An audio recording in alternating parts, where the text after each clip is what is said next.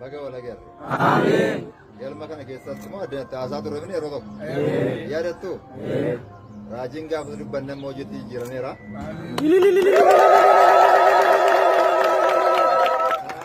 abbaan keenya eebbifamoo Dookter Abune Ewusxaaxiroos jedhamu Phaaphaasii Ameerikaatti Minisootaa fi Phaaphaasii liqa Phaaphaasii warroo ምንድን ነው Iluu Baaborii fi Bunnoo Beddellee turanii amma Bunnoo Beddellee harkaa fudhanneerra biyya lama bushiitanii inni harkaa fudhanne tokko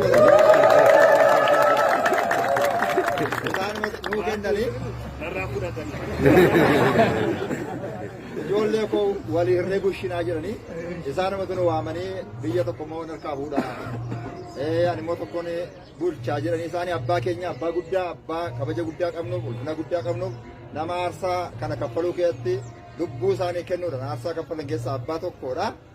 Kanaaf abboonni keenya lamaafaniiru Abuna Saawuroos, Abuna Zeenaa Maarqoos, Abuna Ewusxaaxiroos warra wareegamtoota bara kanaa jechuudha. Jarri kun sadan wareegamtoota bara kana warra saba isaaniif biyya isaaniif bataskaana isaaniif lubbuu isaanii dabarsanii kennan lubbuu isaanii isiniif kennan jechuudha. Kanaaf isaanii abbaa keenya waan ta'aniif nu geggeessaa jiru. Barumsa addunyaanis dookteriidha. Barumsa mana amantaanis karaa hundumaa guutamoodha. Ispiraansii guddaa qabu. Kanaaf ijoollee keenya biraan dabaru jedhanii dhufanii anaan immoo na beektu ana abbaa Gabra Maariyaam Nagaasaa Guddataan jedhama. Amma deengadaatti jechuudha. Amma immoo abbaa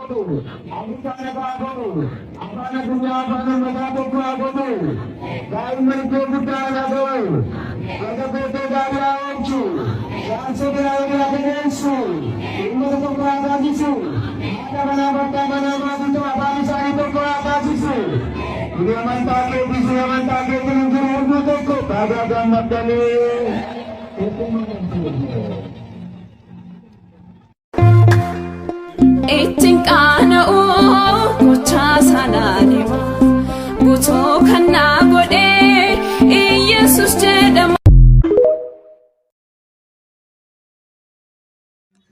Aangoo of keessaa qabdi, qabeenya of keessaa qabdi, baay'ee of keessaa waan qabaattuuf kanaafuu achi keessa ta'anii saamuu, nyaachuu, muddamuu, kabajamuu waan barbaadaniif kanaafuu amma immoo uummanni tajaajila afaan isaatiin ilma isaatiin argannaan maraachaa jiru. Maaliif kana ta'a jechaati maqaa hin taane nu kennaa jiru. Manaafiqaanidha nu jedhu yaa jedhan malee nu kana booda duubatti hin deebinu as geenyee jira.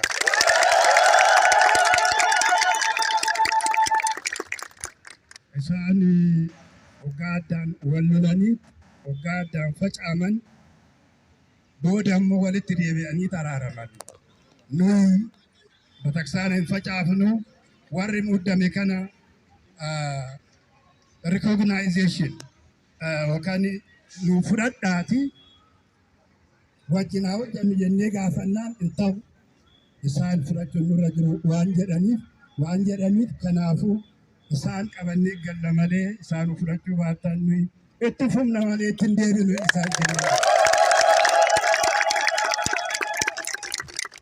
Kanaafuu baay'ee dubbachuun gaarii mootii waggaa barbaachisaa ta'inaa itti isaa.